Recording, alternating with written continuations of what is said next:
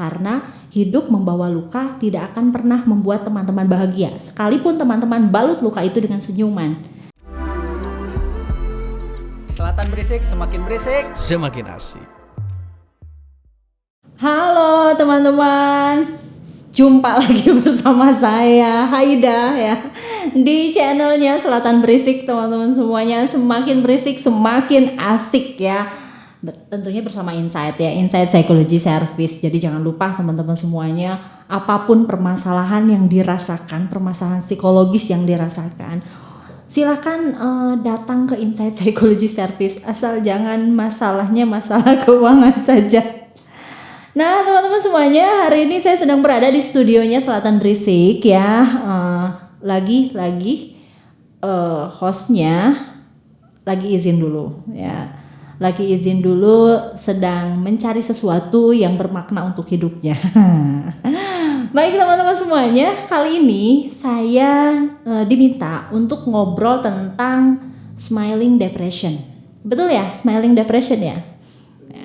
Betul, smiling depression. Di sini banyak penonton. Ada 200 penonton gitu ya. Smiling depression itu apa sih? Smiling depression itu ya, seperti itu kan terjemahan ya bahasa Inggris. Kalau bahasa Indonesianya ya, smiling itu apa sih? Orang yang senyum, orang yang ketawa gitu ya. Kemudian juga depression, tetapi ada unsur depresi di dalamnya ya. Jadi smiling depression ini biasanya sama seperti depresi pada umumnya teman-teman semuanya. Orang yang smiling depression ini mereka mengalami depresi. Depresi, sumber depresinya apa? Sumber depresinya bisa jadi kehilangan orang yang dicintai, bisa jadi kehilangan pekerjaan, bisa jadi banyak kegagalan, banyak penolakan, banyak penelantaran gitu ya. Nah, jadi semua yang menjadi sumber-sumber depresi itu juga ada di di orang yang mengalami smiling depression gitu ya. Lebih gampang lagi, mungkin kalau saya pengen ngajak teman-teman, inget nggak dulu pernah ada film yang populer ya, inget sosok Joker lah. Sosok Joker itu seperti apa sih ya?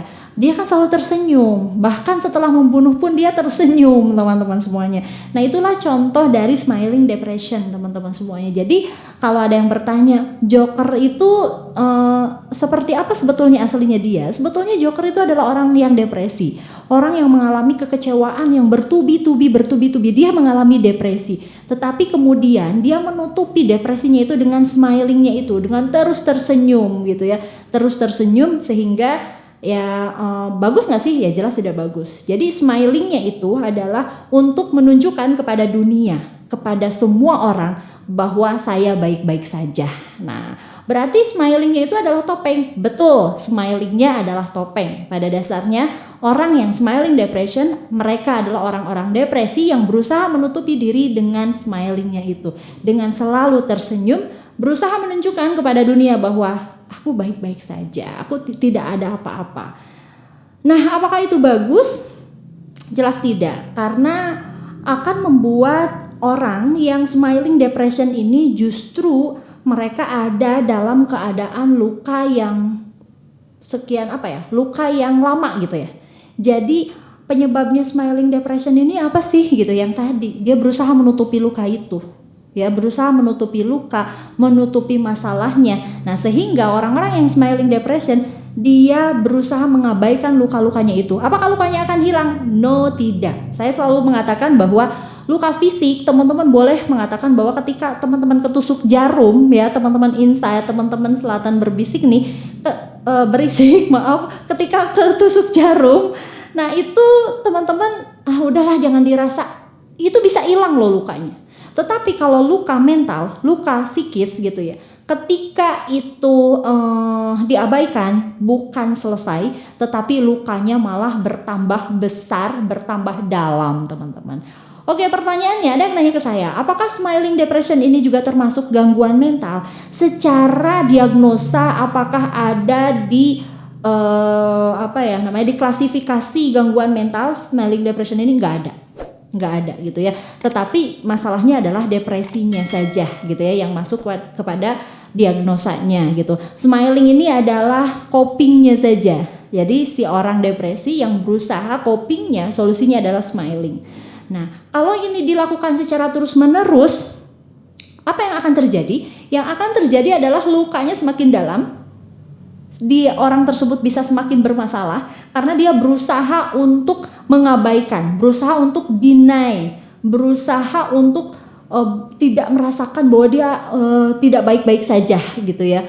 Nah itu sehingga seperti orang depresi pada umumnya, depresi itu kan larinya nanti dua teman-teman. Semakin parah depresinya, bisa ada kemungkinan melukai diri, kemudian bunuh diri atau melukai orang lain dan membunuh orang lain. Nah, kita simak deh dalam film Joker gitu. Apa yang dilakukan oleh seorang Joker itu pada akhirnya gitu ya.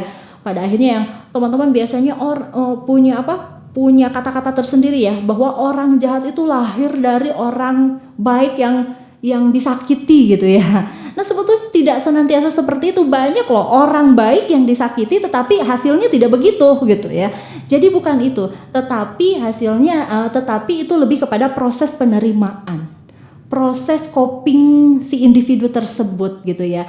Nah biasanya juga smiling depression ini terjadi karena si orang tersebut tidak memiliki referensi cara.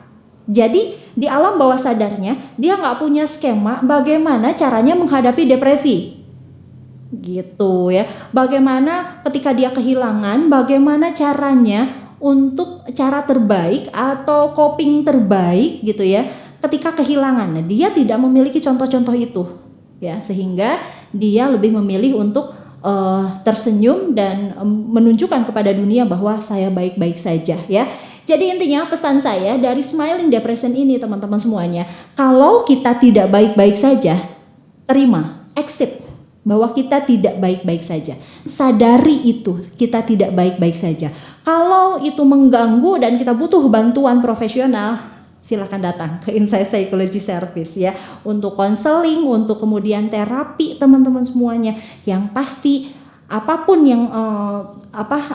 terkait urusan psikologis atau apapun terkait mental illness itu jangan pernah diingkari, terima dulu ya, sadari, punya kesadaran diri, dan itu bisa jadi 50% urusan kita selesai. Tetapi ketika teman-teman punya permasalahan luka batin, luka psikologis gitu, dan kita mengingkari, itu masalahnya bertambah 50% ya.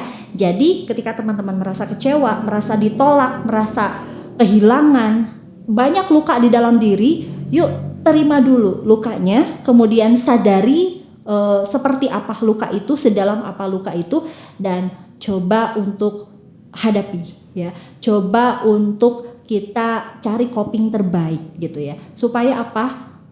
Supaya hidup kita lebih bahagia, karena hidup membawa luka tidak akan pernah membuat teman-teman bahagia. Sekalipun teman-teman balut luka itu dengan senyuman ya, tetap luka itu tidak akan hilang.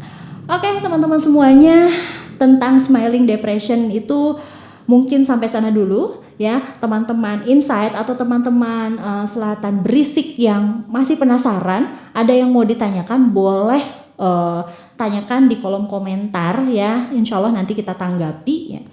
Dan teman-teman yang pengen membahas tentang apa, silahkan juga boleh komen di YouTube Selatan Berisik atau di IG-nya ya, atau di IG-nya Insight juga, silahkan. Yuk kita sama-sama bahas, kita sama-sama mengedukasi diri kita supaya kita lebih siap menghadapi apapun di masa depan ya.